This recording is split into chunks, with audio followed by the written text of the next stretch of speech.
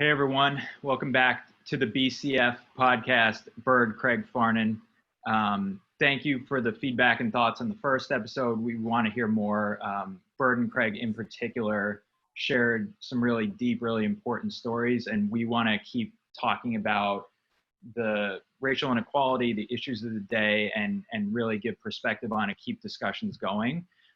So we're going to do that today, as well as share some other stories from our time at BC. And for today, we went very long last time, but I think it was well worth it because there were some amazing things from Byrd and Craig. But for this episode, and hopefully a lot going forward, we wanted to bring in people who inspire us and who have been an important part of our lives, particularly at BC.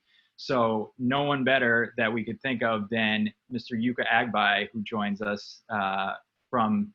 Are you in Boston right now, Uka, still? Or are you quarantining elsewhere? I live in Boston. I live in a town called Hyde Park in Boston. Yeah, I know you're there, but some people have moved around to quarantine. But yeah, thanks so much for joining. Uka was, for unfortunate reasons, but to our benefit, we got to spend more time with Uka than we originally anticipated because he was a senior when we were freshmen. And then he wound up being there for a couple of years, which we'll talk about. But he was somebody that was, a really important mentor to everyone on the team. So, and someone that's, really accomplished a lot. And from what I saw on Facebook yesterday, within his household, a lot of people are accomplishing a lot. So, so we'll dive in. So actually, let's start there. Uka, if you could maybe give everyone a sense of your background for anyone that's not familiar and just kind of leading up to your life and your family now. Yeah, I mean, where do I begin? How far back do you want to go? As far back as you want. We're running a secondary breaker. You can do what you want with it. Yeah, well, listen, I'm a first generation American kid, born to Nigerian loving parents, Bob and Grace Agbai. Born and raised in New York City, born in Brooklyn, in fact, but we moved out to Queens, Jamaica, Queens, later on when I was in junior high school. I was not, we weren't a basketball family in that my parents weren't gung-ho about basketball in the house. It was more about academics. Although my older brothers both played, I have a brother named James and Sammy, they both played basketball in high school. And my parents, I think my mom, she didn't even want me to play basketball, in fact, to be honest with you. In fact, she made me sign a contract that the only way I was allowed to play basketball was if I kept a B+ or better average. And when I say she was serious about this, she typed up a contract. And when I say type up, you guys are kind of young. I'm talking about old school typewriter that she typed up a contract that I had to sign. And I thought she was joking, but she was that serious. And I think that because of that, I always focused on the academic side as well as the sports, because I wanted to make sure that I was great at both. So that after signing that contract, I started playing basketball. I was a late bloomer. I was, I'll call 4 foot, 5 foot nothing. And then in the 7th and 8th grade, something happened. If you see my dad, you guys probably saw my dad before. My dad's down here. So the running gag was that I was the mailman's son or something like that. Back in the day, once I got my growth spurt. The actual mailman or Karl Malone? We're not gonna talk about Karl Malone. But, yeah, so I was 5 foot nothing, and then I ended up being about 6'1" by the 8th grade, and it just didn't stop, kept on growing. And I didn't really start playing real basketball until it was the 8th grade. And I was fortunate enough to have a mentor of mine, actually 2 mentors of mine. One by the name of Kai Davidson, another one by the name of Kevin Hamilton, who actually played it for the Celtics for a hot second. Kind of mentored me on playing basketball, and they helped me kind of get my name out there. And I got to play at a prestigious high school called Archbishop Malloy High School in Queens, New York, under the late great Jack Curran, who was, and the high school was perfect for me because it was very rigorous in academics, as was basketball. So that was the only way my mom was going to allow me to go to a high school that played sports if it had the two worlds. But coming from where I grew up, which was, predominantly, Black and diverse. And then in my high school, what was not so much. Like usually you say, okay, all right, well, if they're Black, they're probably gonna play a sport or something like that. That was kind of the running gag, but that wasn't the case. It did have, regular students as well, but that was kind of the thing back in the 90s. Fast forward to, I wasn't the best guy on the team, but I was one of the hardest workers. I listened to everything my coach told me in high school because I just wanted to get better. And one thing he put in my mind was that there's always somebody out there getting better than you. There's always somebody. So try to get better than them. So I put this like imaginary person in my mind that was, out there trying to get better than me. And lo and behold, that helped fuel me to get better every single day. And then, I was fortunate enough to become good, feel into my body, and then start getting recruited by a couple of colleges. And, I landed at BC. Yeah, that's great. Who are some of the guys, the other colleges that recruited you? Wow. So because I was a late bloomer and I didn't play any AAU basketball until I think it was the 11th grade. No, sorry, I played a little bit in the 10th grade, but it was only because my buddy was playing for a team called Riverside Church, which was well known back in those days. And then he's like, yo, come play with me on this team. And I got no playing time, but no one knew me. I didn't play AAU, I didn't play CYO. No one really knew me. I was kind of this unknown kid. And then the following year, my junior year, Kevin Hamilton and Kai Davis, and they created their own AAU program and called the New York City Jaguars, and it kind of built it around me and a core group of guys. One of my other high school teammates, Justin Wilson, a point guard, was a phenomenal point guard out of New York City. We were able to shine and get more exposure out there. We won a bunch of tournaments in the city. We went all around it. We were a bunch of the misfit toys that no one wanted, guys weren't on the team. And so when I was getting recruited, it was a lot of small schools, a lot of mid-majors like William and Mary, Iona, Ryder, a lot of schools in the MAC, kind of Northeast. A lot of Ivy Leagues, of course, Columbia. Actually, they don't get scholarships there, which was, one of the ways I was able to sell my mom on BC. Because if Columbia offered scholarships back then, I would have been at Columbia. Mom they didn't want me to leave New York City. She was scared. I'm like, Boston's only 4 hours away. It's not that bad, But it came down to obviously those, came down to BC having the best of both worlds and the best thing for me, Yeah. Uka, as you were making your decision, obviously choosing Boston, one of the things we talked about last week was some of the stereotypes or things that you'd hear, prior to, selecting a school in Boston. Was that something that you had to deal with? Like, hearing like Boston may be racist, things like that prior to you making your decision? Yeah, I kid you not. So I had family in Boston that I didn't even know at the time, or in the Boston area, more so I should say Boston area. They were living in Boston at the time. But graduation day, I remember one of my teammates' older brother was a former Boston police officer, and I remember I signed to BC, and he's like, "Hey, congratulations! I know you're going to Boston." He said, "Hey, let me tell you a couple of things. I used to be out there." He's like, "Boston's really a racist town," and mind you, I was like, "Oh, okay." I lived in New York City, and I've had things happen to me. We can kind of get into those things as well as it pertains to police harassment, police brutality. So I was like, it can't be that much worse than what I've experienced in New York City. So I was like, all right, that's fine.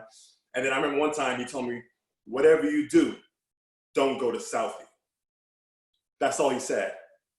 And I was like, where's Southie? I didn't know Southie meant South Boston, right? Yeah. So I go, I was at BC. The whole time I was there, I never went to Southie until like senior year. I didn't know I was in South. I just happened to be in South Boston, and then I asked my buddy who was there. I was like, "Hey, is South Boston the same thing as Southie?" And he was like, "Yeah." He's like, "Are you stupid?" Yes. And all of a sudden, I started sweating because I was like, "I'm not supposed to be here." So, but with that being said, yeah, I was warned, but I didn't think it was any much more dramatic or drastic than what I was used to growing up in New York City. So. Yeah, some of the same things we said. Like I feel like I already dealt with the worst, so yeah, right, I'll be good. Exactly. Like I remember a time. You grow up.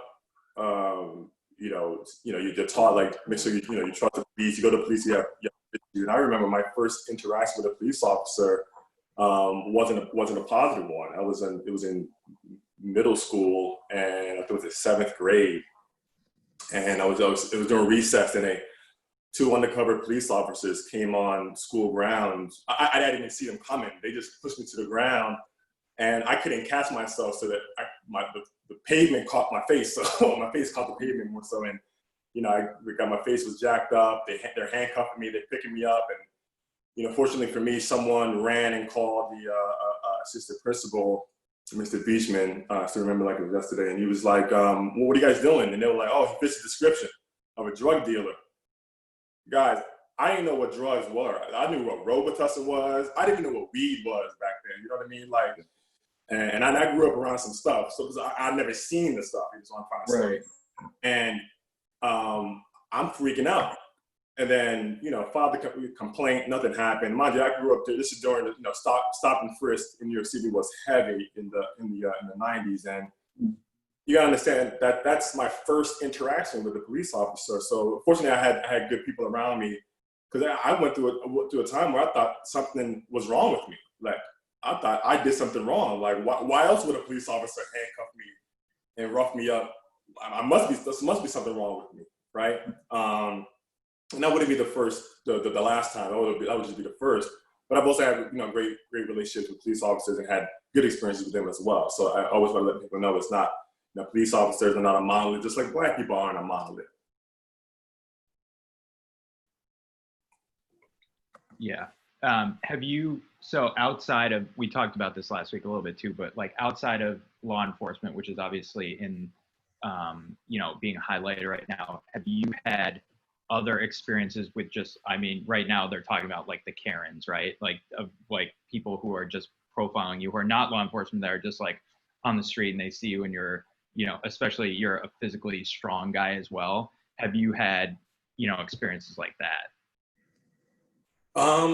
Yeah. Sadly, yes. I primarily stay to myself most of the time outside of work and family, things of that nature. But I could think back to a time where one of my best friends growing up was a Black guy who moved to Long Island. He just moved across the border from where I live. He moved to Long Island, and we went to go play basketball in his town. And then I remember playing basketball, and his town was a predominantly white town, and we're playing basketball with these other kids. Everyone was cool with each other. No issues whatsoever. All of a sudden, police cruisers pulled up, and they started asking us for ID. I'm like, what kid has ID? I don't even know how to drive at that time, so I don't have any ID. Yeah. Right. And here, so we're honest. We're like, no, we don't live here, but our buddy does. He just moved here recently, and they're like, well, you guys have to leave the park. And I'm like, why? We're just playing basketball. We're kids, And because I started talking back, he started getting a little aggressive. And he's like, I told you guys you have to get out of here. And I'm like, but we're all friends. We're all playing basketball. Why do we have to get out of here? No one else has to get out of here. And that's when he proceeded to step out of the car and, say, you have to leave right now or else. And I'm like, all right, I'm just going to leave. So my buddy who's from that town, who lives there, he was like, I'm not gonna stick around and just leave y'all hanging and have y'all leave. I'm leaving too. So the kids who were there, the white kids, were like, that's messed up. Why are you making them leave? And then, I kid you not, we walked out of the park. This cruiser followed us until we crossed the border back into Queens. It was unreal. We were on our bikes. They followed us all the way out. So I wouldn't call it a Karen moment, but I would call it just someone probably seeing, you know, those who don't belong, right, in their town, and maybe called and thought something of it. But it was disheartening, to say the least, that would happen in the 90s, right? Yeah. But stuff like that's happening all the time now, or it hasn't really changed that much, that now we have cameras on our phones. Mm-hmm. People are videotaping these things happen. Yeah. So you go through this, and then eventually you get to Boston. Were there any adjustments you had to make, or that you felt, even if they weren't there, like were there mental adjustments that you felt, you know, I have to do in order to succeed here? Or were there things like you felt, you know, I need to leave back home if I'm going to make it here? You know, how was that transition, you know, going from, you know, New York City, like you said, predominantly Black neighborhood, although you did have some experience from high school, to get to Boston, where I assume the socioeconomic differences were drastic? Mm-hmm. They were, yeah.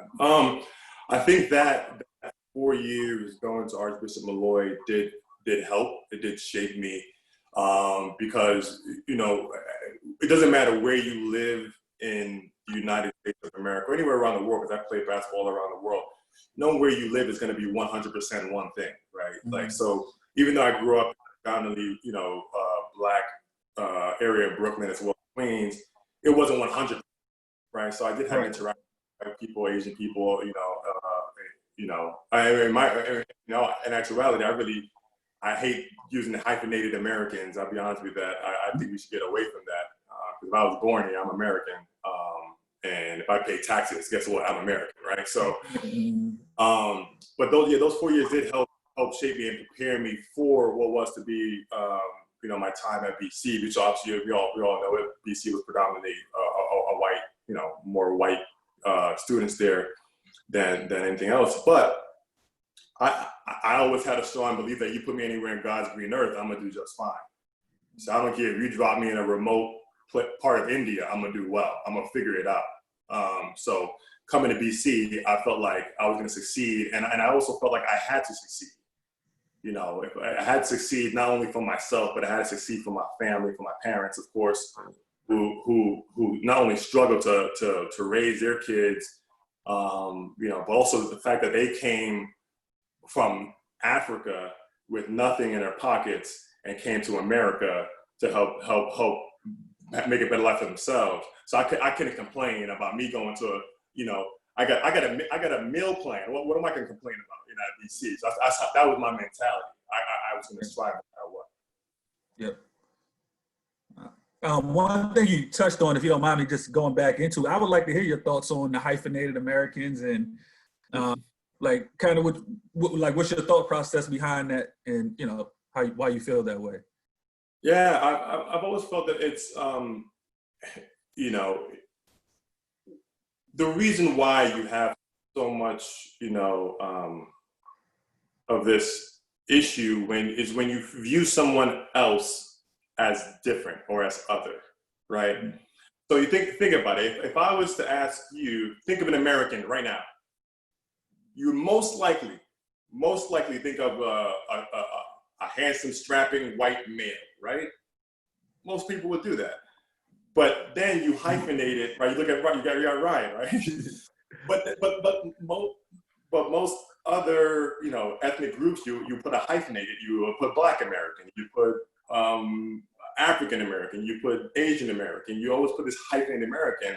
But my belief and my view is that if you're American, you're American. You shouldn't be a hyphenated American. And I might be wrong about that, but that's my personal view.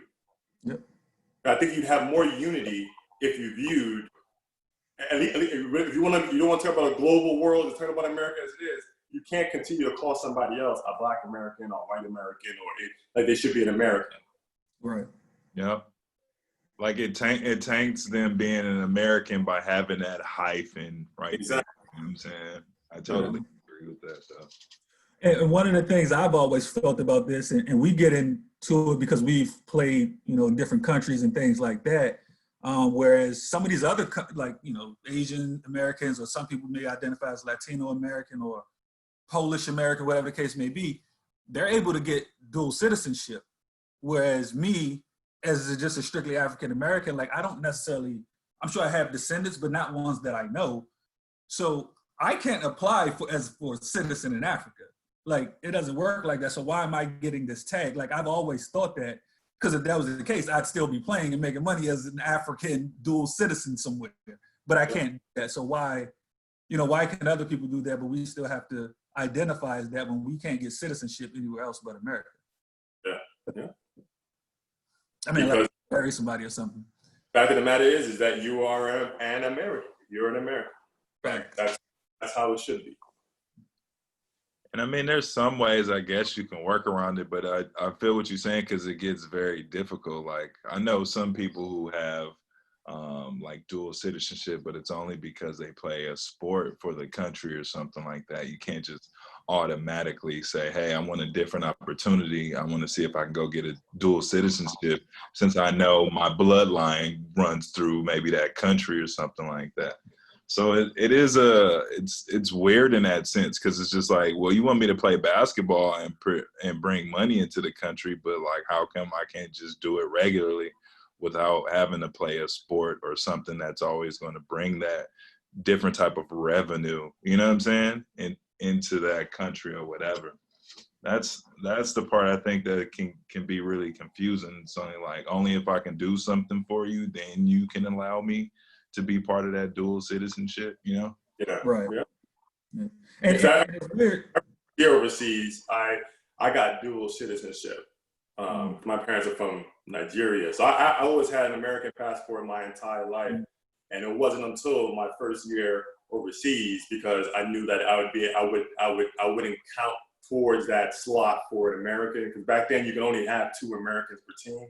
Yeah. Back when I think eventually it became unlimited. Like I was playing in Germany, and I got a Nigerian passport just because I was going to be able to make more money and help the team be able to have more Americans on their team.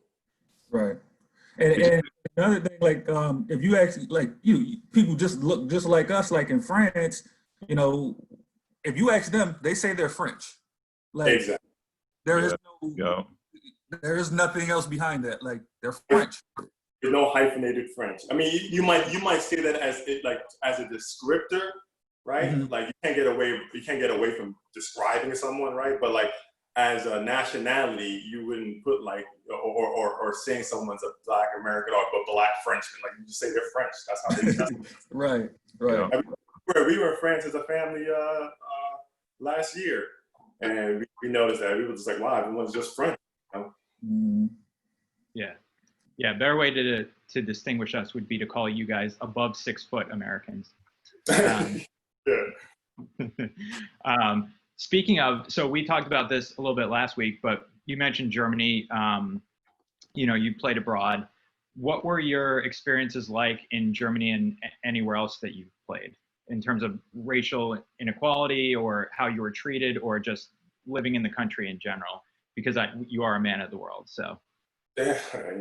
I try to still brush up on my German and my I still speak Spanish pretty fluently, but Germany was an education for me because it was the first place I lived outside of America, as the first European place I've ever visited, and it was great for that to be my first place because of the history of Germany. I played for a team, TVB Trier, Germany. And I remember in my condo, there was a 80-year-old woman named Mrs. Moorbach. I remember one day she knocked on my door. I know because I was a loner. I stayed by myself. I didn't really know so many people. She knocked on my door one day with tea and Streudel. And she's like, do you mind if I practice my English with you? And I was like, as long as you don't mind if I practice my German with you. So here you have this 6'8" black guy, right? I'm using descriptors, and this like 80-year-old, like 4'2" German woman, and we would have coffee and strudel like every other day, and I would practice my German, and she would practice speaking English with me, and then she would teach me about the history and teach me about World War I, World War II, and how it was for them, because all I've ever known was our perspective. I never knew what it was like for them. And what was fascinating to me being there too was like, coming after World War II, and the fact that they denounced Nazis, like it's in every book, every one day, like they denounce it. Like it was such a stark difference to what it was like in the States, where and obviously we're having this conversation now about monuments, for the Confederacy and things of that nature. Like there it was like, no, they vehemently just denounce it 1,000% over there. And I was just like, wow, that's amazing that you had this major movement happen there, and they're just like, no, we're done. Like this is not happening ever again. So it was. I was so happy that was the first place I played it. But as far as you mentioned also, did I ever have any racial issues happen overseas? And I don't necessarily will call it like a racial issue. I just think it more as a function of people not used to seeing Black people. Like, for example, Germany was very cool because it's very diverse where I was. But when I was in Finland, the town I was in, I remember myself and Syracuse basketball player by the name of Clef Delaney. Obviously both of us were darker skinned guys, and people would look at us like we were like aliens, like, oh my God. And I don't think it was from a racism standpoint. It was just like they never see Black people, like period. And then at that, giant ones, right? So it was like, it was just new for them, Yeah, if you get a chance, I told a story about, so I played in Finland, and that was my first, if you want to call it racial encounter. I played at Joensuu, which is as north as it gets. Like it's up by like Santa Park. So it's way up there. And I was even telling these guys, like, I don't think, in hindsight, I don't think the guy was being racist. I just think he was ignorant on how Americans view race. So when he told me, he walked up to me like, yo, what's up, my nigga? And I'm like, no, like, yeah. But like in hindsight, I got really upset and it got physical. But in hindsight, like, I'm like, he wasn't being racist. He just didn't know any better. It's different where they are. Yeah. I'll say that was the same situation that kind of happened with me. It's my first time in China. I arrive. I'm in the car with them. So they're serious listening. So so we're in the car, we're driving. All of a sudden I just hear nigga, nigga, nigga, nigga, nigga, nigga, nigga, nigga, nigga. And like literally I'm like, man, what the fuck are y'all talking about right now? Y'all could take me back to the airport.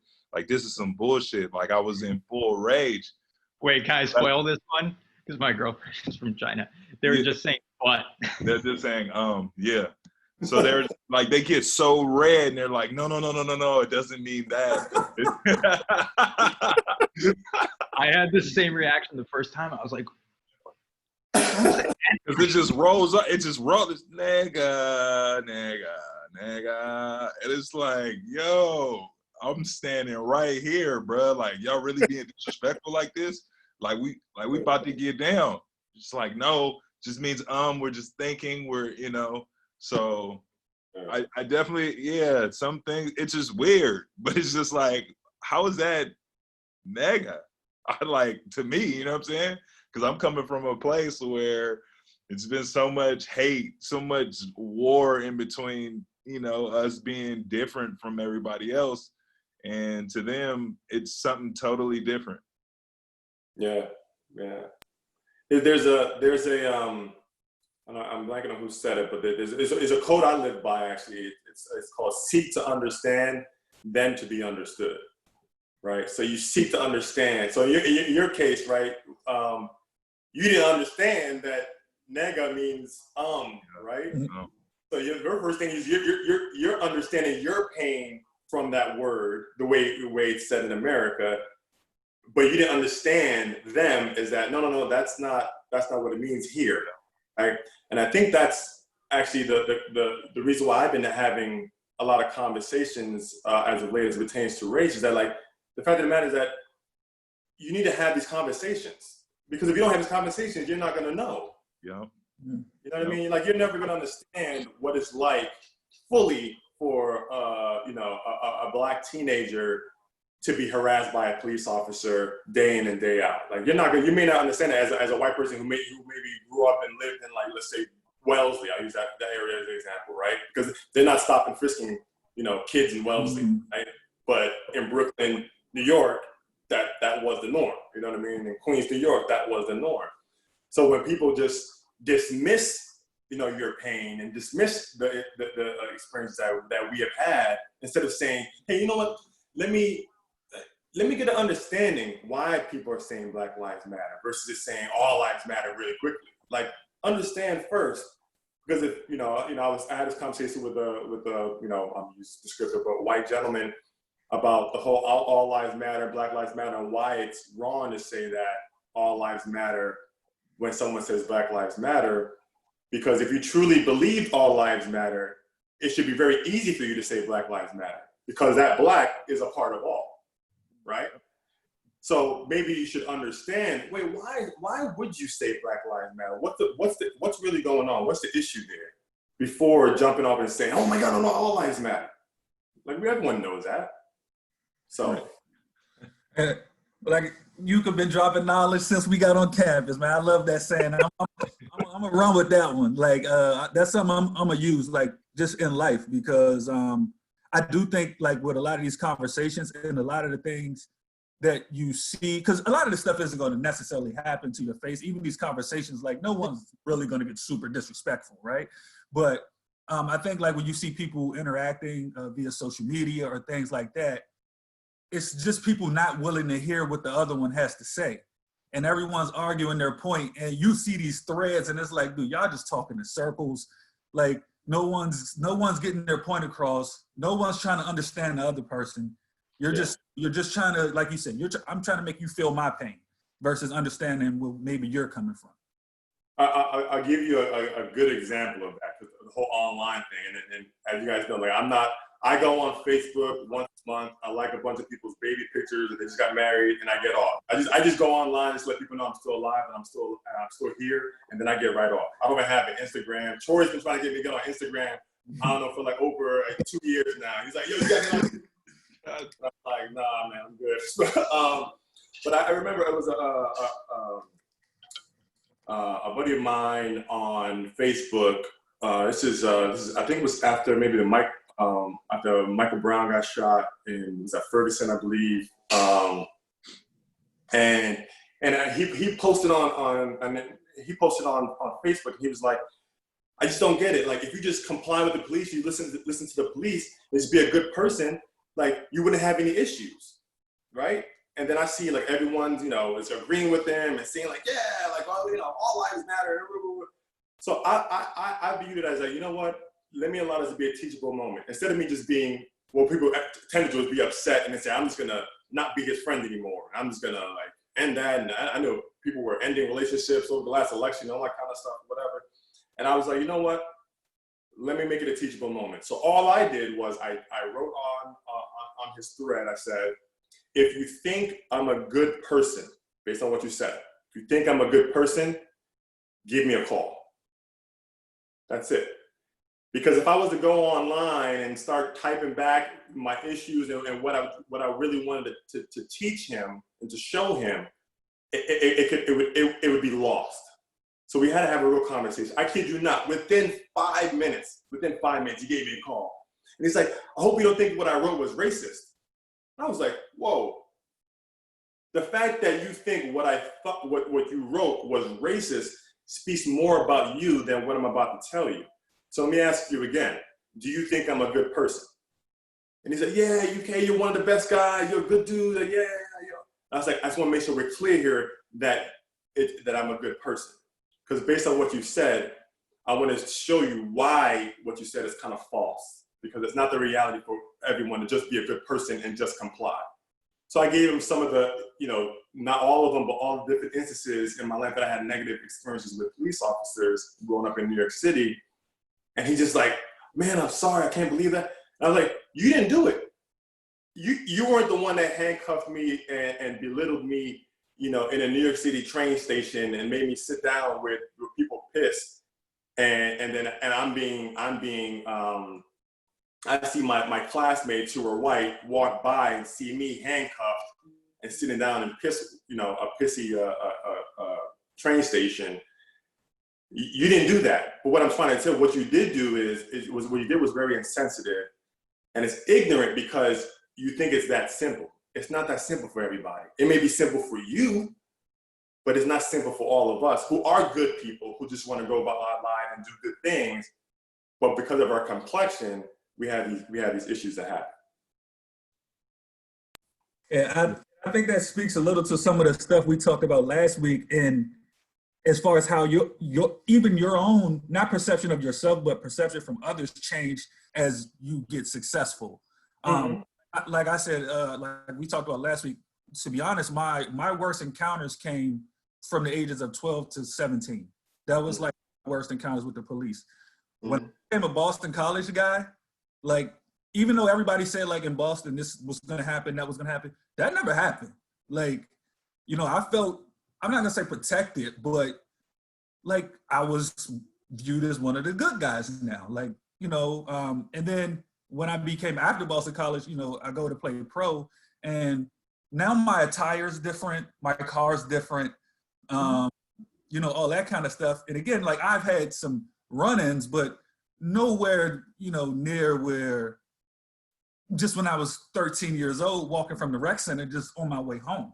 Yeah. That stuff wasn't happening to me. Like I said, I'll get stopped for speeding, but I was speeding, and stuff like that. So like, I got no problems with that, but like things when I wasn't doing anything except walking home or on my way to the basketball court, like that happened from the ages of 12 to 17. And when I got to Boston College, I just felt like it didn't really happen anymore. Same here, and I think that is to be blunt about it. It is a privilege that you receive when you become an athlete or student athlete at a prestigious college, because while you're in the womb, so to speak, of BC, you're protected there, right? But let's say you were not wearing BC attire. You stepped out and went kind of far away from BC, you stepped away from Chestnut Hill, and you just happen to be walking about. And don't get me wrong, I think Boston actually, is pretty progressive and pretty good when it comes to things like that in that nature now, probably maybe not back in the 90s like everywhere else in the country. But the fact of the matter is, if you stepped far away from BC, you may have had a different, situations. But because you were closer to BC, you probably hung out at Rogies or, not supposed to go to Marianne's, but that happens sometimes. But I've never been inside Marianne's. Hey, I've never been there. They scared us. They scared us straight day one. Like, don't go to Marianne's, and that came from Coach Skip's mouth. So it was like, yeah, we not never going in there because if we get caught. Like, there's a big reason for that, and that I will keep to off Zoom for those reasons. But what I'm saying is that you stayed close to DC where you were safer, which was the right thing to do. Like, that's a smart thing to do, was to do that. Yeah, and that brings Craig, I don't know if you remember this, but this was probably 4 years ago. I was in LA for work, and it was, I think during the NBA Finals, the Warriors were playing, which doesn't really narrow it down much, but some of Craig's friends and I went and watched the game. And then afterwards, we were just kind of talking outside a little bit, because obviously everybody's going to their cars. You have to drive everywhere in LA.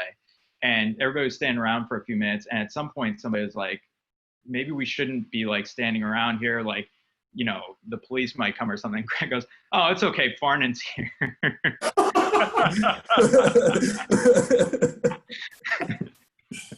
Which is funny, but it's also sad, you know. So, yeah, and that's like a true statement, man. Because it's like, well, it's one white person here, so they can see we're not a gang or anything like that. But it's sad that we even have to put that into a category like that. But it's the truth. Yeah. And it's because it's a scenario that we've come across many times in our lives that we feel that way. It was like, man, you know, we better make sure we have a white friend with us when we go out to the club or when we go out to a bar or something like that. Like, you know, and the thing about it, nothing might happen, but it's just that we've had so many other things happen prior that we go, you know what, it's better to be safe than to be sorry, right? And you feel like they can get you out of certain situations too. You having an argument with somebody who's maybe white, your white friend can step in and take care of that for you, because you know, like, it might be a different situation because you don't understand, like, not having that understanding of each other's language. That shit can turn physical in a matter of seconds. You know what I'm saying? So it's just always good to have different friends around, because you always can get that good, different perspective that I think can be very helpful and be really eye-opening. Yeah, and back to what I said before, seek to understand, then to be understood. Because there's a lot of times where, you know, someone will get mad because, you know, a white person said something that did something. And I would sometimes say, well, it might be because they don't know. They're not having a conversation we're having right now, right? They may not understand. And I think it's starting to happen, right? Like, I'm seeing a lot of folks on Facebook and a lot of folks online, and where people are having these kind of, you know, they call it difficult conversations. And I feel like if we had these conversations out in the open, black, white, or otherwise, you know, people go, okay, you know what, I understand. But the thing is that you have to be able to listen.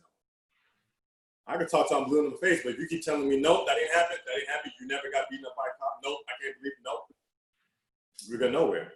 Nowhere. Yeah. Yeah, and I think, yeah, this has been really interesting. And I think we'll definitely want to end in talking about some of the other, you know, issues of the day. But one thing that Byrd mentioned, I want to make sure we don't go past it, is, you know, Uka was dropping knowledge for us at BC. So we kind of talked about, Uka, when you went to Boston, but we'd love to hear more about your just general experiences at BC, kind of in the 3 years before any of us were there. And then in your 2 years after, both from like a basketball perspective and then just kind of like from a life, you know, learning and achieving the things I'm sure your mom really wanted in that contract. Whereas my only contract that prevented me from playing basketball is my 7th and 8th grade coaches made a contract to say, you're not going to be on this team. So, but I would love to hear about your experience, because you did have a lot of success in your career, and then certainly by the time we were there, you were a mentor. But you know, maybe I could see maybe when you first came in, if it was like a quieter thing and how that developed too. They was outright Big East champs. You feel me? Yeah, I definitely wanted you to talk about the worst to first and all of that stuff. Yeah, and yeah, it was again, like for Troy and I, and I'm sure you guys have probably talked to Troy, and I know Troy's giving the stories too. Like, it wasn't easy for us that first year. As I mentioned before, we both came from good programs. We both were winning. We were both stars. They were written up in newspapers and all that kind of good stuff in our hometowns. And you know, to come to BC, who they're, you know, Coach Skinner and his staff were only there for a few years and still kind of trying to get this thing right. And, you know, I think that, you know, Troy and I were two good gears to add to the team to get that going, but it wasn't going to happen overnight. So that first year was, it was pretty frustrating. I think I got there. I wasn't a starter right away. I had to earn it, which I was fine with, you know. And again, like everybody else, I knew played basketball far longer than me, although I started to excel pretty quickly in high school as well as when I got to BC. Because after 3 games, Coach Skinner was like, yeah, you're starting. You're good to go. And I think that was a function of my work ethic, passion for the game, of course, and always trying to get better and listen. Troy was obviously a beast and a monster, you know, a scoring machine, kind of coming in, and he got the green light.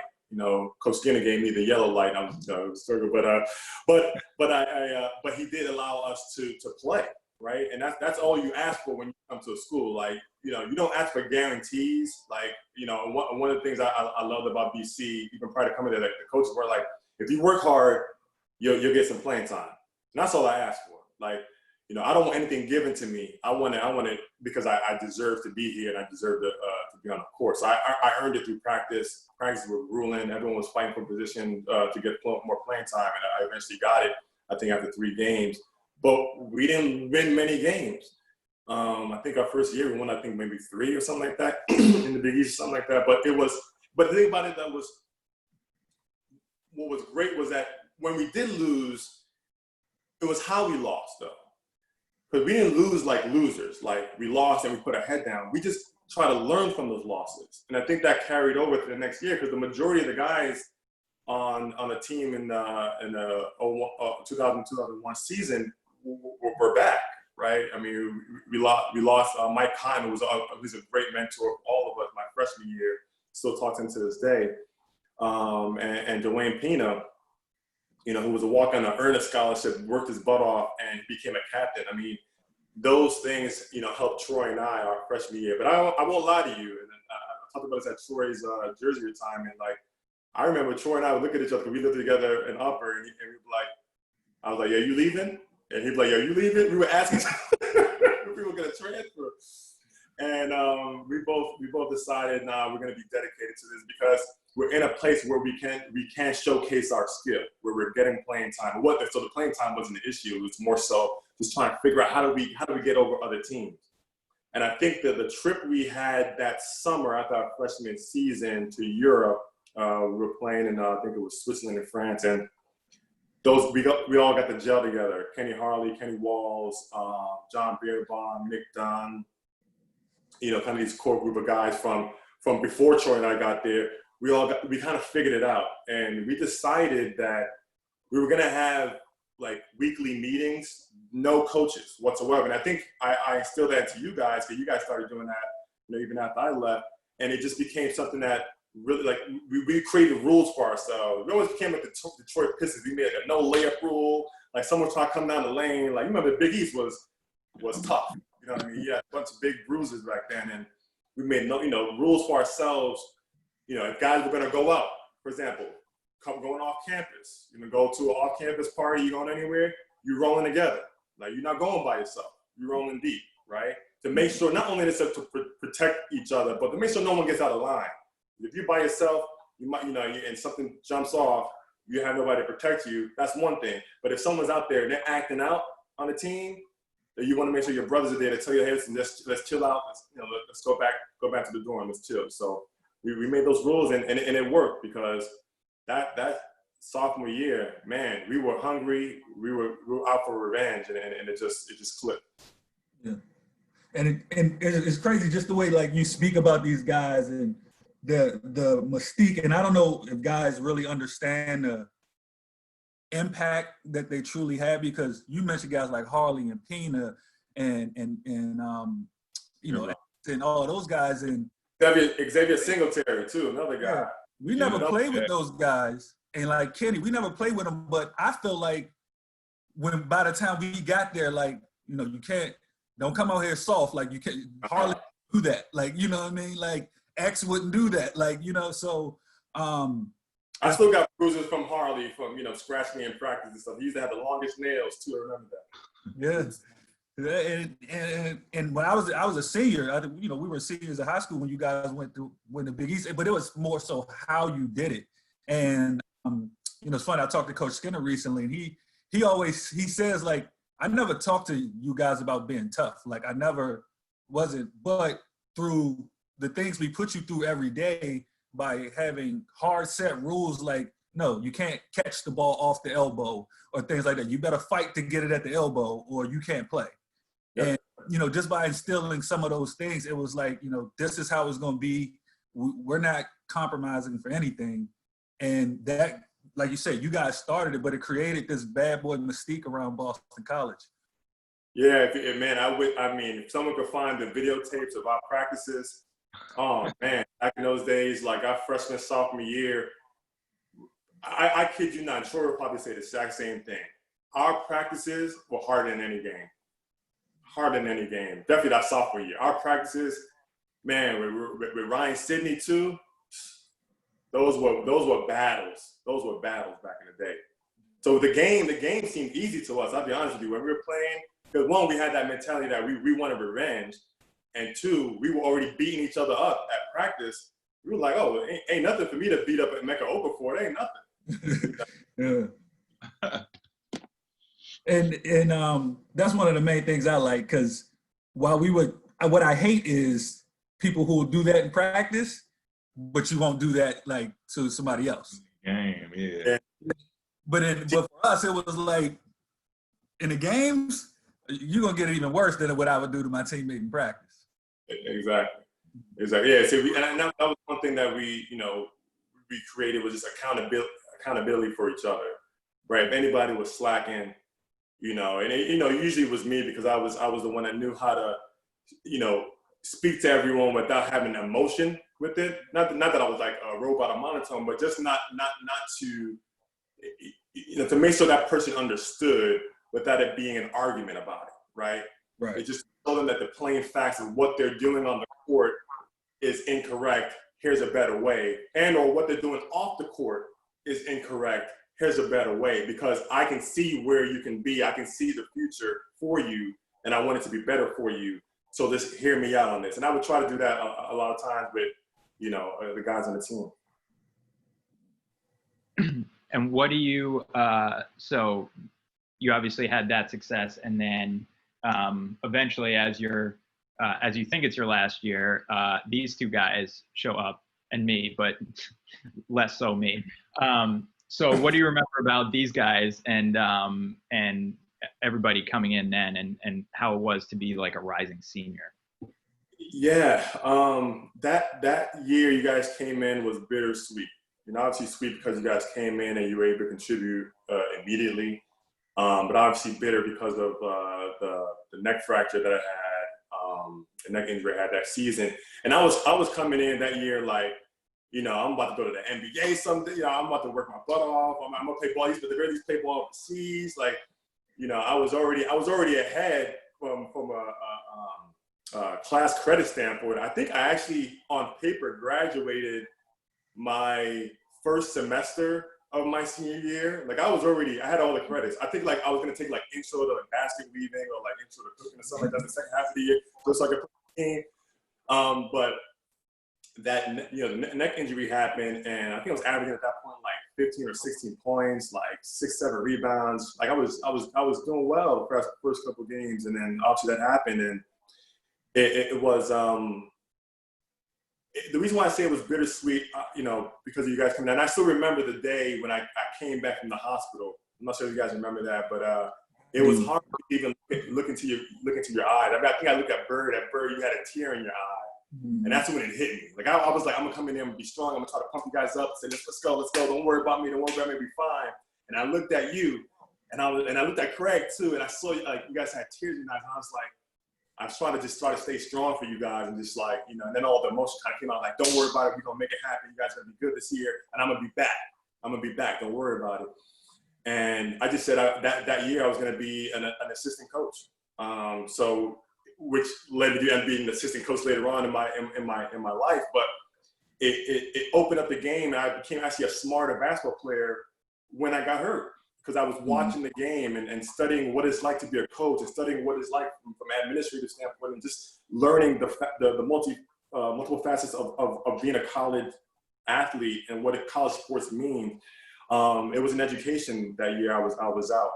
And of course, I had him, like I told you, you put me anywhere in God's green earth, I'm gonna do just fine. And I made sure I got back, and I was fully healthy to help contribute and help you guys out, for my 5th year. Yeah, I remember that day. Like, it was crazy because, for one, like, I don't think the rest of the team was like really updated on what was going on, and you finished the last game, so you know what I mean. Like, so. We thought it was a like, sprain. I laughed reason why I laugh is I didn't know how bad it was during that game. If y'all remember that game, it was against Holy Cross and Worcester. I think it was Neil Singleton. He's like 7 foot 100. He landed on my head, and it was so quick that I didn't even know what happened and who did it. And it felt like I had, you know, when someone hits your funny bone, you have that tingling sensation. It was on the whole right side of my body. And if you guys remember back in the day, like I had a pretty good lefty hook. Yeah. So I scored, I think, like 10 or 12 points after I fractured my neck in 2 places, only going left the whole rest of the game. But towards the end of the game, I think Coach Cooley was having like a heart attack or something was going on. Yeah. So the melee, it was nuts. And they ended up losing that game, I think, by like 1 point or something like that. And then after the game, you know, I'm thinking I'm gonna take some Advil. I'll be fine tomorrow for practice. And but Sid the Seal, I think everyone rushed Coach Cooley to the hospital. Something happened, I remember. He did. And I think that night, I even went to the movies that night with my girlfriend, my wife now, Kiana, who you guys know. And I just remember she was sitting to the right of me, and we're watching. It was a James Bond movie, the one with Halle Berry where she comes out of the water. You remember that one? So I'm watching the movie, and this Halle Berry coming out of the water. I'm looking, I'm like, and she's right there to the right of me, but I can't turn. I couldn't turn to look at her to see what she was. She was mad at me looking at her, at Halle Berry, I think, you know. But I couldn't turn my neck. But then, you know, got back to my dorm the next morning, couldn't feel my legs.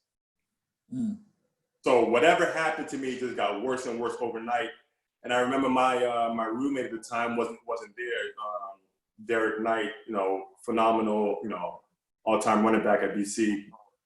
And he was gone, so I had to like roll out of my bed, and I had my bed on risers too, so it was high. Remember that?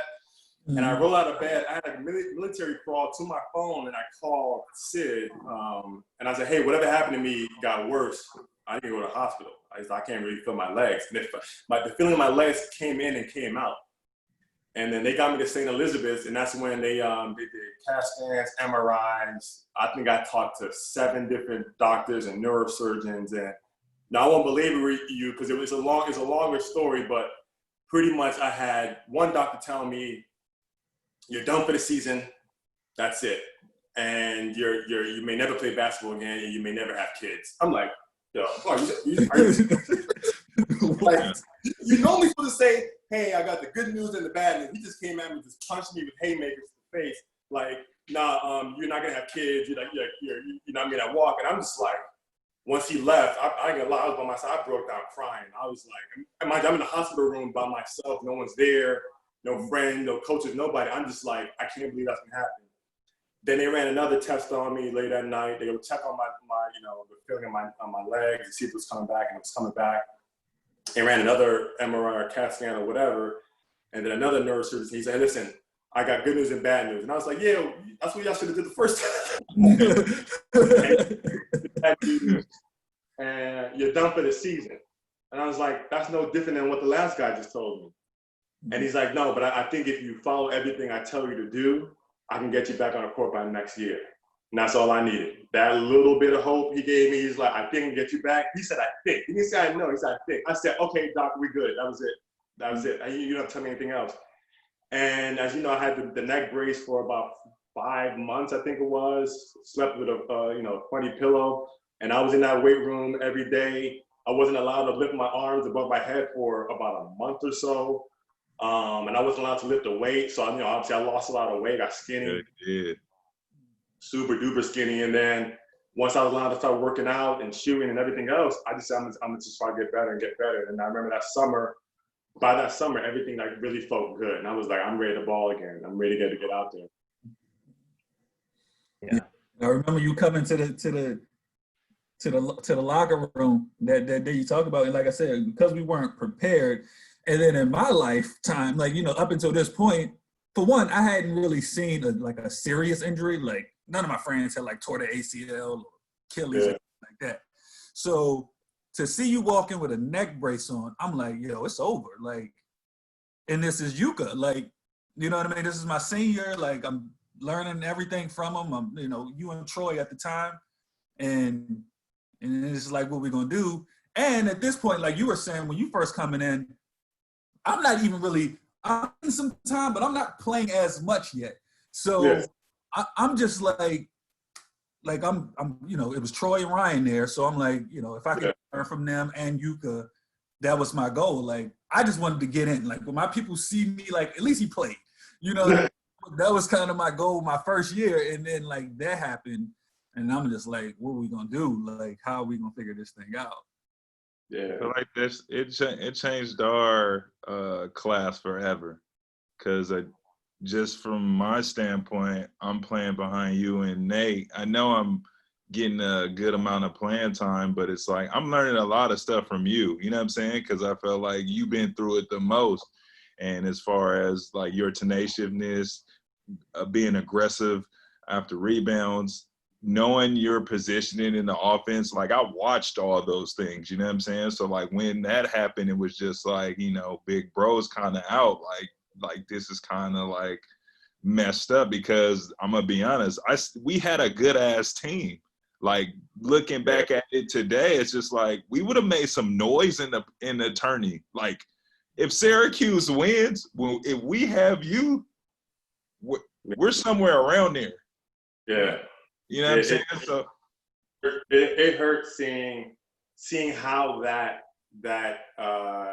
NCAA tournament kind of played out too. I was thinking to myself, like, man, we would have went so far if you know, I didn't get injured. And I was excited to play with you because I knew you when we were recruiting you. You know, I was usually the guy that was at every single recruiting visit and dinner and all that kind of stuff. You had me too. I have had everybody. I was the model student athlete, but I think I was also a captain. So, I think the coaches, you know, gave me a lot of latitude to be able to kind of screen the guys they're recruiting out too. Like, would this guy fit in the locker room? Would this guy mesh with everybody else? You know, like for example, I remember like Jermaine Watson, right? You know. They were like, you know, I knew Jermaine when he was, you know, in high school too, Tabor Academy, I believe he was at, and seeing him, and I'm like, this kid got handles, got the longest arms ever, like, you know, but they were like, you know, would he mess? And I was like, you know what? And you know how Jermaine used to be, right, in the locker room, like he can get up other people's skin, but I said, we actually need that. You can't have, don't get me wrong, like you want a whole team of good guys that are going to do well and be good citizens. But in the locker room, you got to have someone who's going to get under people's skins to fire them up and make them go, you know, I need to give him some buckets in practice. I need to get back in hand. You know, Jermaine was coming at you every single time. So I was like, no, I think he's going to be great for the team. We need somebody like that to get under Ryan Sidney's skin, things of that nature. So, you know, anytime seeing you, Craig, I remember I think I told you we were gonna be the Bash Brothers or something like that. You and I think I had you practicing alley-oops. I was gonna drive down the lane, throw it off the backboard. Like we made our own plays. I think my senior year that the coaches didn't even know about. That we were gonna, you know, start running. And obviously I got injured. It was gonna be fun. But I'm blessed. Like, you know, because of that injury. I was set on a different course that I never thought I was going to. For example, I got my master's degree from Boston College. You can never take that away from me, right? Never talk.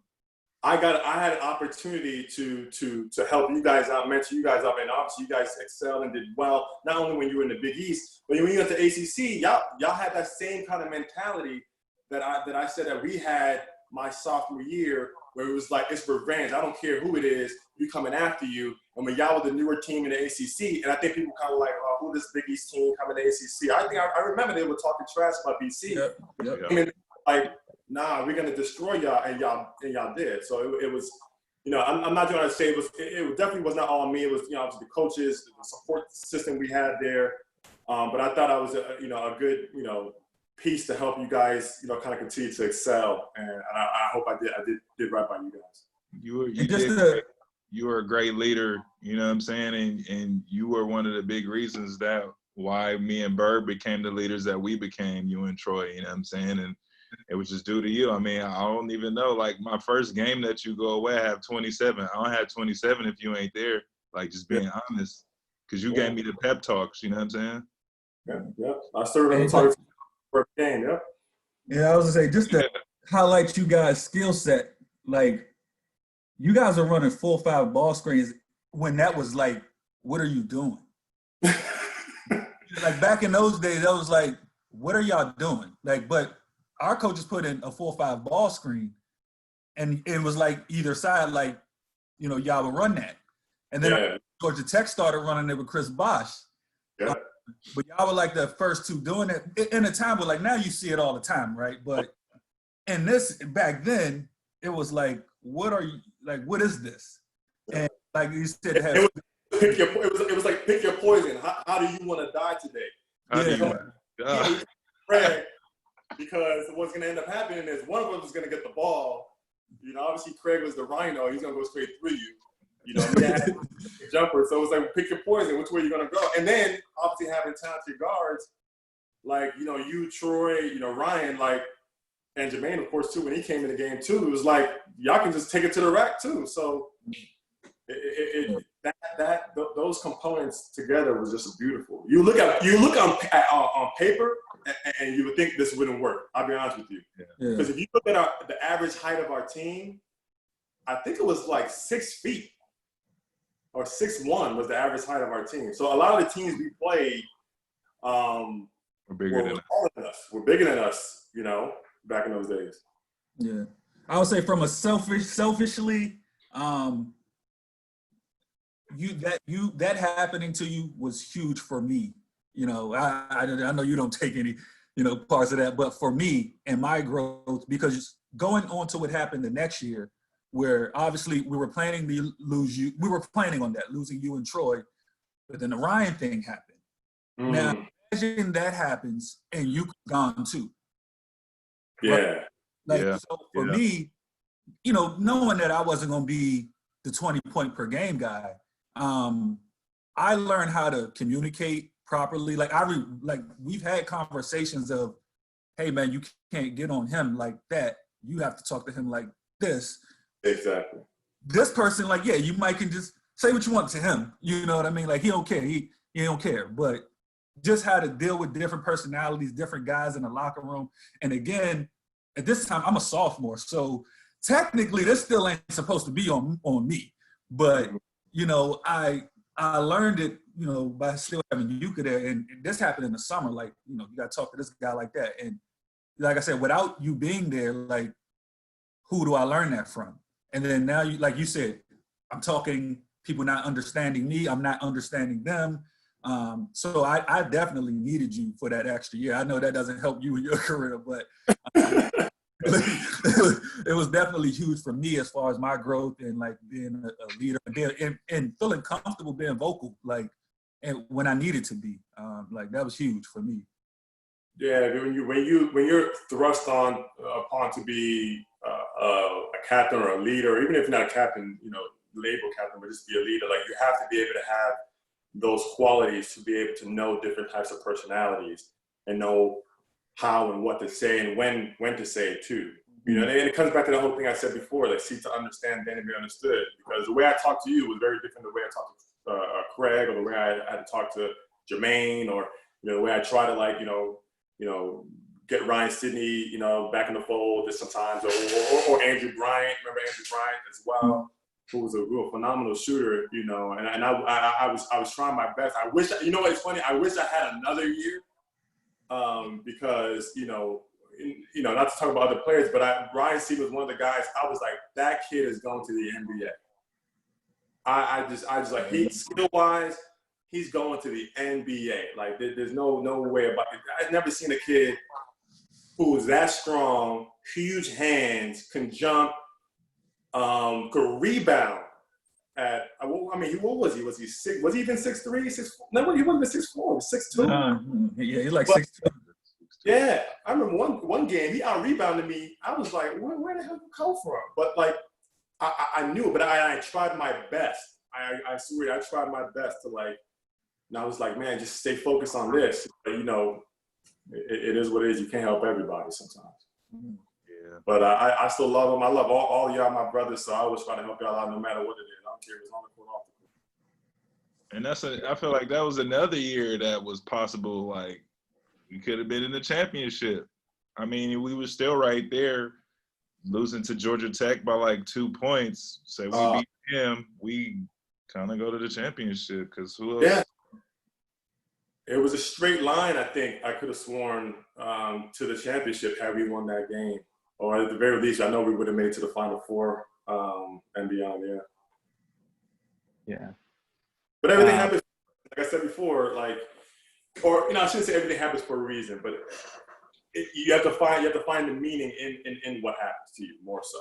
And again, I come back to the fact that, you know, I got a great education. I got my master's degree from BC, and I ended up having some phenomenal experiences that was supposed to just end in my 4th year there, but it continued on for a 5th year, and I got to get to know you guys a lot more.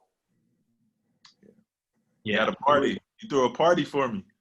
Threw A party for me. Hey, it was cracking too. That was cracking. I used to be known for having decent parties back in the day, but it was all good, safe parties, all well controlled. You know. Yeah. Because I was surprised. I'll tell you that much. You got a farting fable? You got a farting fable for us, farting?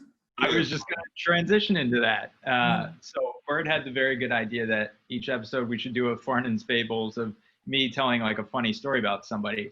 Now, the problem with Uka is such like a solid guy. I was trying to think of like when he did something dumb or weird or anything, and I couldn't really think of anything. In terms of like funny stuff. So Uka, you live with Hef, right? Yeah, that's my boy. Yeah. So Uka also lived with the manager, so respect for that. Hef, I can tell some stories about. I'll save those for another time. But Hef was in my way to have last week. Yeah. But I did find out there's Byrd, maybe you have this picture. There is one of the funniest pictures of all time. Our sophomore year, we went to Paradise Jam in Virgin Islands. I guess that's one benefit for Uka for hanging around an extra year. But there's a picture on the beach of me, Byrd, and Uka, and I would describe the way I look as like Casper if he missed 3 tanning appointments. And it's just a great picture. I could not find it. What I did find is the original like banana boat picture. If you can see this, this is Uka on a boat being pushed by the one and only Nate Dornicamp. Is that me in the back? That's yeah, Meanwhile, they was about to flip that thing over, boy. Yeah.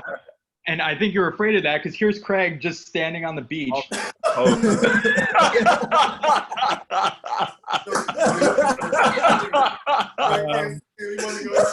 And yeah, another one. You guys went a little farther into the distance on your boat. And then last but not least, I did put together of like, look at this guy right here. Just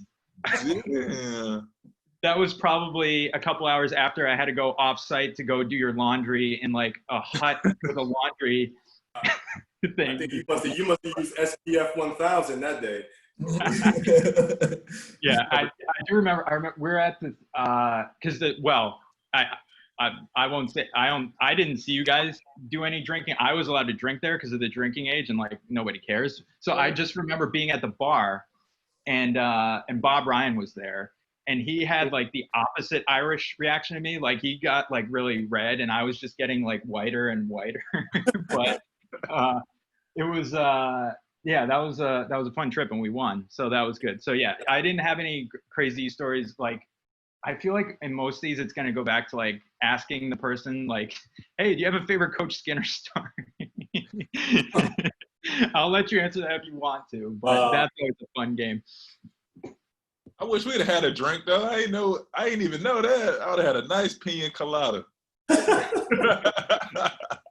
Man, I'm barely drunk at that point.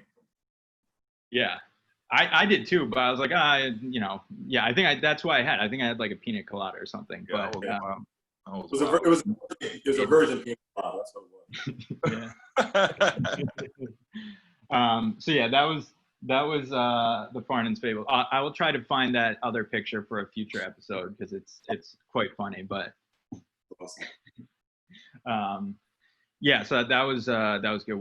We had some good times. And yeah, I think again, like, you know, in terms of people I met at BC, like you were somebody that I, you know, felt comfortable with right away. Cause like, as I said last week, as like a manager, you kind of go in and it's like this, you know, whole new experience. And, you know, like there's a lot of different personalities on the team as we've referenced, but you were always somebody that was great. And when you were unfortunately out, like, you know, we spent more time just sitting on the side there with Coach Skinner with his leg up on the table, you know, and it was, those were some good times. So you guys want to get ready to wind it up and do this, shoot some rapid fire questions at you, Uka?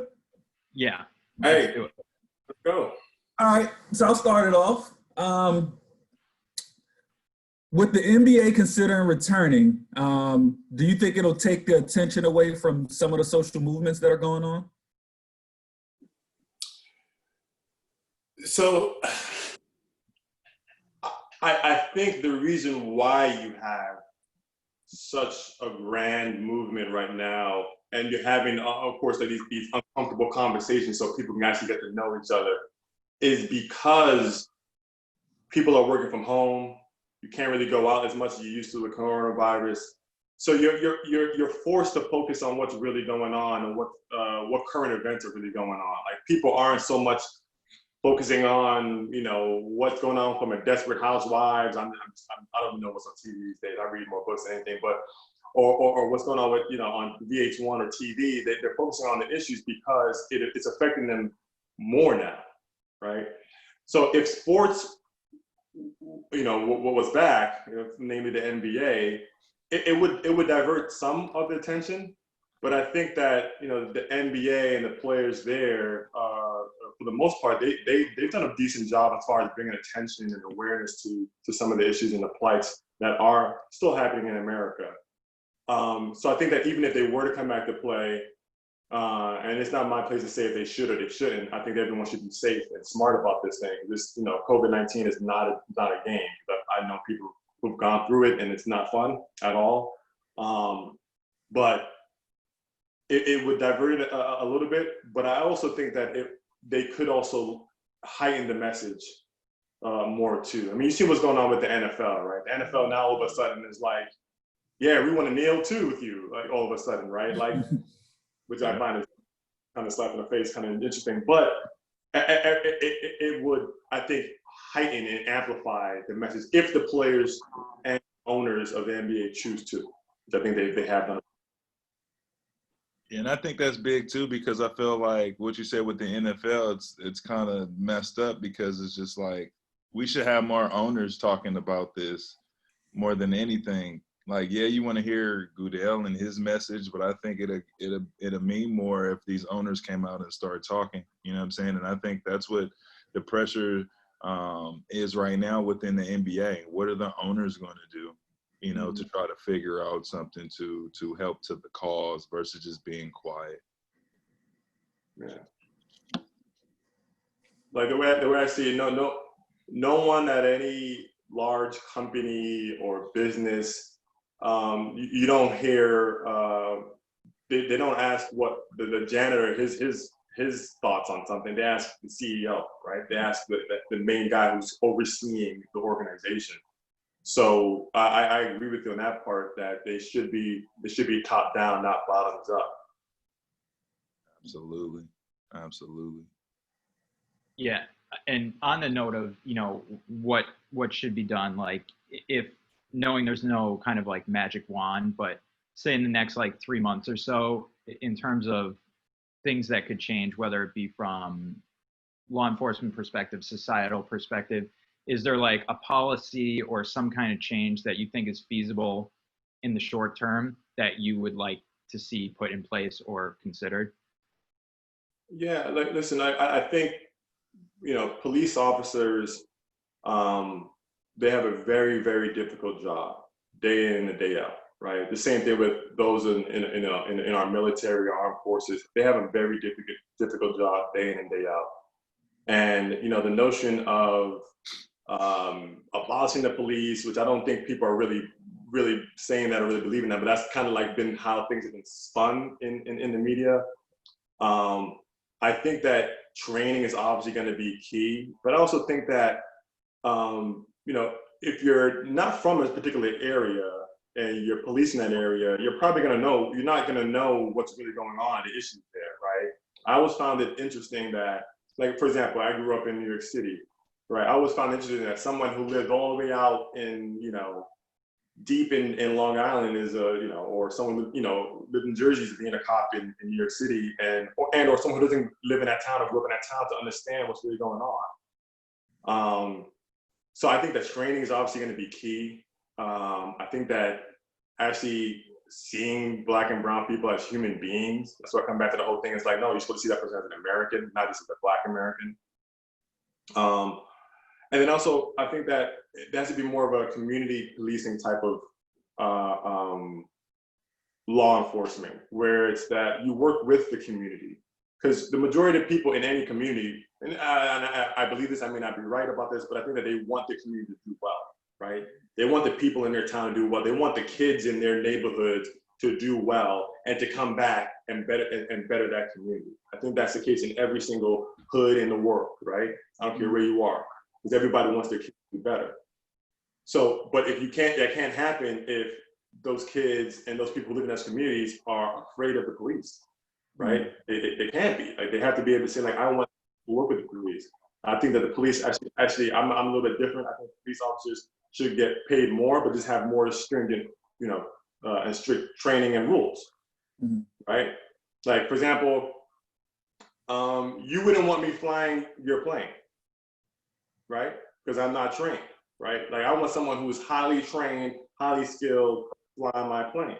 So you should make it harder to become a police officer because it is a grueling job, and you should hire the best of the best. That's what we do with our military, right? You get the best of the best. Yeah, you have some outliers here and there, but you weed those out by having more stringent type of training.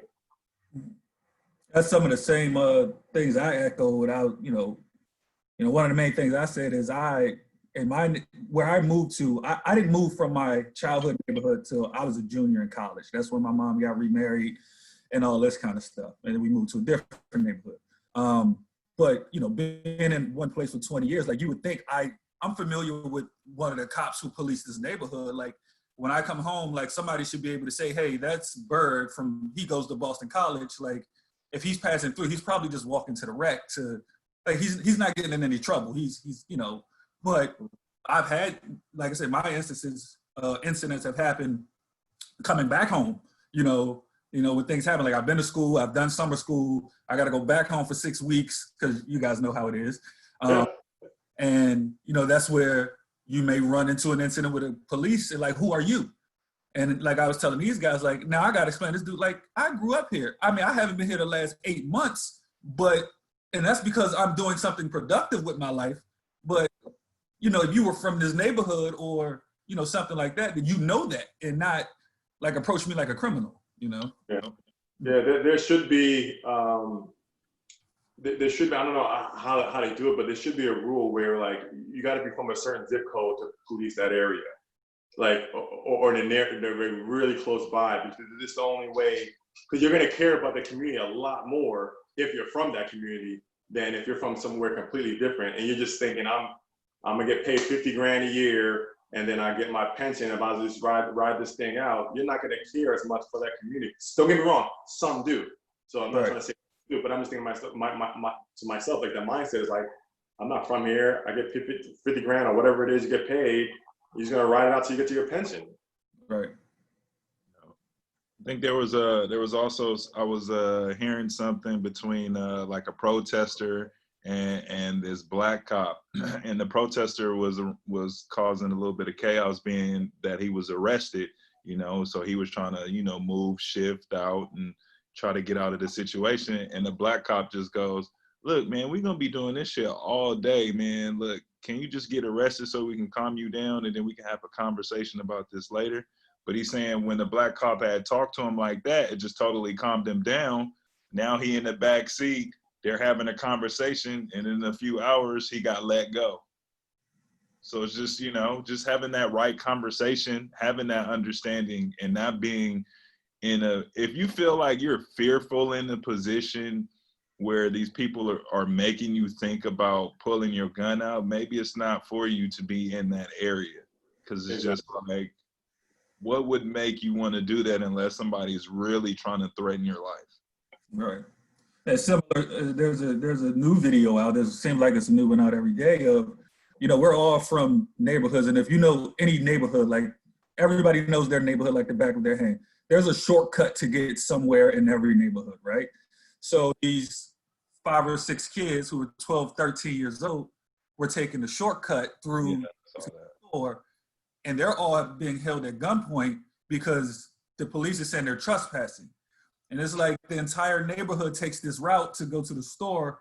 It's been like this for years, but you know, kids, like they're not, like I said, 12 and 13-year-olds, it was like 5 or 6 of them sitting there at gunpoint over walking through the neighborhood cut, as we call them, like, you know, and again, if you're from this neighborhood, you know that's the way people walk. Some of the stuff isn't right, but you know how it is. Somebody's gonna cut the fence, you know, slide through the fence, and we go into the store. That's just what it is, and like no malice, no harm, and no one needs guns drawn on them, you know, for going to the store. Like this is the shorter way. Yeah, I remember. I just brought back a memory. I remember had a trespassing issue where my buddies and I, we were walking, same thing, you know, it was a shortcut. We were walking across, coming from a park, and we were walking over the train tracks. Mind you, everybody walks over these train tracks. Every kid, black kids, white kids, every kid walks over. As a matter of fact, we just saw some white kids walk over the train tracks too. We said, what's up to them? Kept them walking. And then like, as soon as we got out to the other side of the train tracks, the cops were right there, and they just like came out as hard. And I'm like, whoa, like, listen, we were just trying to it's just quicker to go this way. And they were like, no, shut up, They handcuffed it was 3 of us, handcuffed all of us. I kid you not, like, we were like trying to draw straws, so to speak, on like whose house they're gonna take us to. So one of our friends, one of my buddies, Dwight, we went to his dad's house. His dad was like a pastor too, so we were like, it's not gonna be good to be too good. But he's the man of God, so he won't do that in front of these people. So right. But short, yeah, like that happened to us too. Like getting handcuffed and put in a paddy wagon and all that kind of stuff. And it's embarrassing. And the thing about it was that we had to end up having resentment is because like we just saw white kids just go over. They didn't arrest them. They came from where they were just at. Like they didn't arrest those guys. Right. So, it sticks with you. And again, I always try to tell people like, listen, I also had good situations. I remember my car stalled one time, and a cop came and helped me out. Took me to get gas and came back and everything. Helped me get my car so I could get back home. So it's not like I never subscribe to the idea that it's like all cops are bad or all this. Like, I hate when people do that. That's not my belief. But the issue comes down to a lot of times is like we just want good cops speaking up and speaking out when a bad cop does something. And there's another point I do want to get on when it comes to what's going on too right now, is that a lot of folks obviously are focusing on when an unarmed black person gets killed and gets shot, right? And obviously that's a horrendous thing that shouldn't happen at all, black, white, or otherwise, being unarmed and getting shot. But the issue is that what people are not understanding is that people are not only mad about unarmed black men being shot, right? Because I've seen the statistics that people try to blow out there and say like, oh, well, more black people kill cops, and it's like, what? Like, we pulling this out from? But it's not only that. It's the harassment as well, because we're focusing on the George Floyd, like we're focusing on when they die. What about the countless numbers of times cop stops you, puts his hands in your pockets, handcuffs you, belittles you, make you feel like less than? That's thousands, millions of times that happens in the Black community. And that's the reason why you have so much frustration that at the point where someone actually gets killed, all hell breaks loose and the frustration explodes. Because it's constant times where you have cops harassing, not all, again, but some harassing Black people or poorer people in their communities, and then someone actually does die and they get upset. Because I can tell you this: if you keep searching for crime in any community, I don't care if you go into a rich town or you go to a poor town or a middle class town, it doesn't matter. You're searching for crime, you're gonna find crime. So if I'm a police officer in Wellesley and I'm using Wellesley as an example as one of the wealthy areas in the Boston metro area, not to call them out, but I'm saying if I was to start checking the pockets of every single, rich white kid's pockets in Wellesley, I might find weed. I might find other types of drugs. Mm-hmm. At the same rate, you'll find that in a Black community or a middle class and poor community. Is if you're searching for it, you're gonna find it. But you're not searching for it in these other towns. And that's where the frustration really comes. And then eventually, someone gets killed, and then again, all hell breaks loose. Yeah. That's really interesting point, because even I think around the George Floyd time, there was also even not necessarily directly law enforcement related, there was Ahmaud Arbery and then the Central Park incident, which are three kind of like triangles of different things that all, to your point, aren't just the thing that breaks all hell loose, but it's like three situations that are just like way too common, if you will. And it just happens, they're caught on tape. Even with Breonna Taylor, though.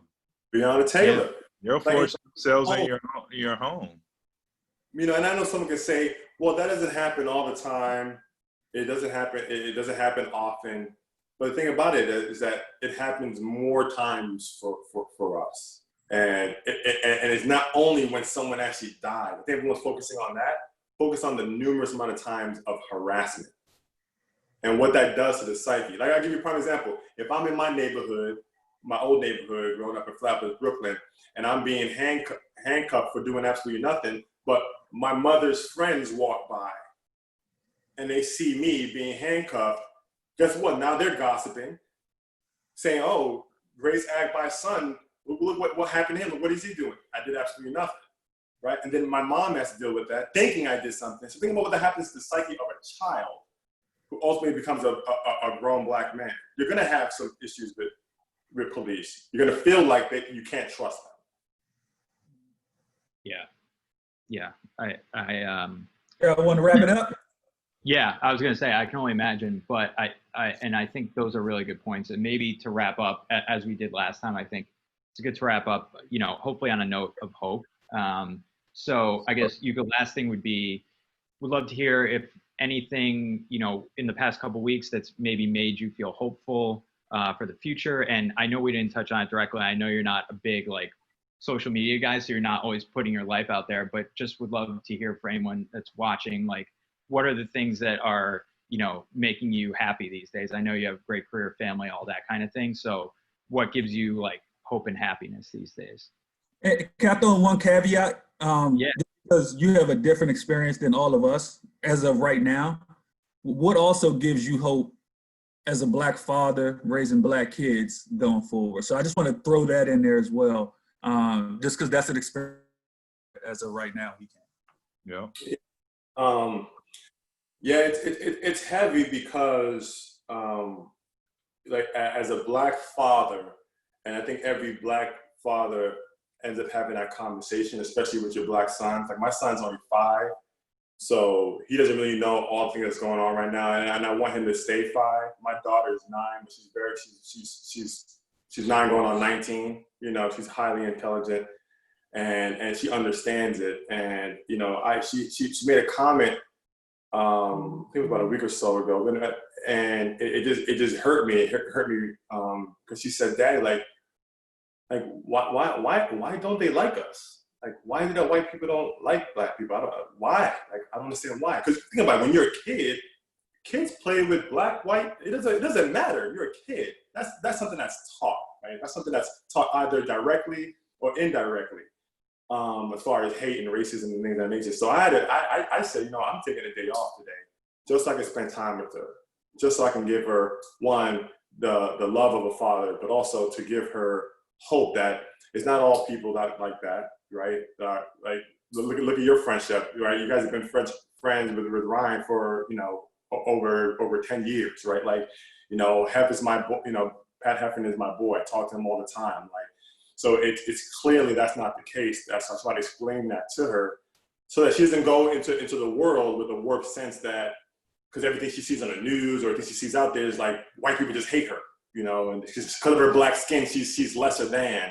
So I was trying to make sure she has some pride in her heritage and everything that she is, like anybody else. Like I don't care if you're Scottish, Irish, whatever. You should have some kind of pride in where your ancestors came from. But you are in America, and you should view other Americans as your kinfolk, so to speak.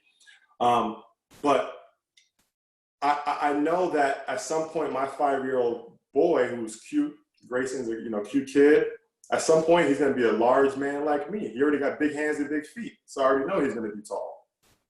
So I know that I have to have those conversations with him, and it's not fair, it's not right, but I have to, because I don't want him to have a situation where he doesn't come home, right?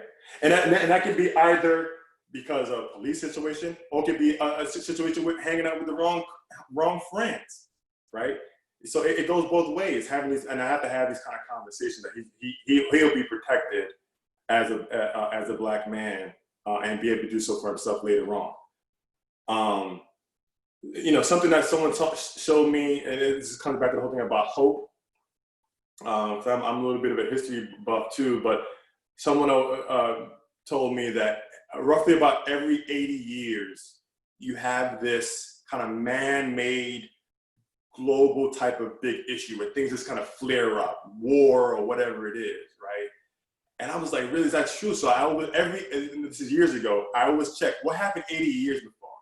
And the reason why this person told me this is because the thing is that those who experienced either atrocities that happened 80 years ago or around that time, they start to pass away.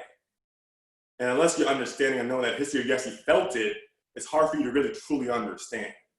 So you got to think about it. What happened 80 years ago? World War II. Yeah. World War II, right? So now you're seeing this flare-ups happen all around the world. Not to get on, get off on a tangent, but I'm actually going to come back to it. Is that what gives me hope is that after World War II, the whole world came together, right? I'm hoping we don't have to have like a world war, but these kind of flare-ups would happen even in our own country. We had issues in our own country. I mean, the civil rights movement started really in 1941.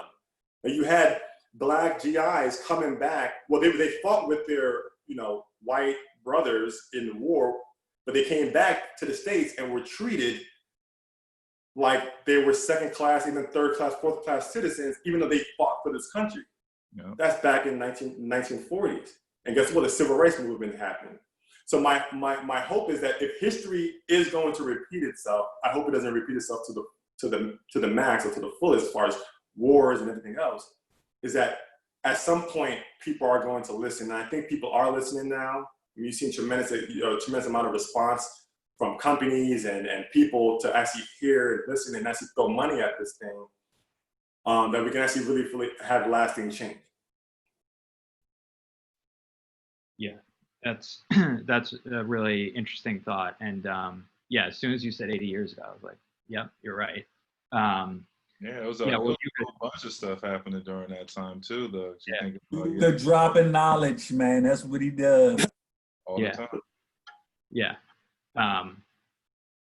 And like the last thing that brings up is like, and different strife at a different time, but like a couple years ago, I went to Amsterdam for the first time, and I went to like the Anne Frank house, which is obviously such like a somber, sad place. And we're like in one of the weirdest things that's ever happened. As it so happened, the day that I went there was also like the Pride Parade in Amsterdam, which is all along like the canal, which is literally right next to where it was. So it was this like weird juxtaposition. But at the same time, I thought of like the people that like held down, that were tyrants to Anne Frank and people like her, how much would they hate it that now there's this pride parade going on, And so that was like a sign of somewhat of change. And I hope that, in with racial inequality in particular, we can, make the most meaningful change we have at this point. But yeah, Uka, thanks so much for joining. We thought of you as someone that would be like a really smart, great person to talk about, and maybe a little basketball thrown in too. And I think we were right on that front. So thanks so much for joining, and best of luck to you and your family. And we're excited to stay in touch. Yeah, thanks for having me. I appreciate it. It's great seeing you guys. You guys are my brothers. Love you all. Here's Grayson. Say what's up, Grayson. Hi. What's up, Grayson? What's up, Grayson? What's up, bud? And I already played basketball. What school are you gonna go to? Orange Room. No, not Orange. What college are you gonna go to? Sorry. Maybe your college. Yeah. Leave you. He doesn't want to leave me. He wants to stay in Boston. So. Hey, your mom lost that bet too. So we'll see if he ends up staying at home.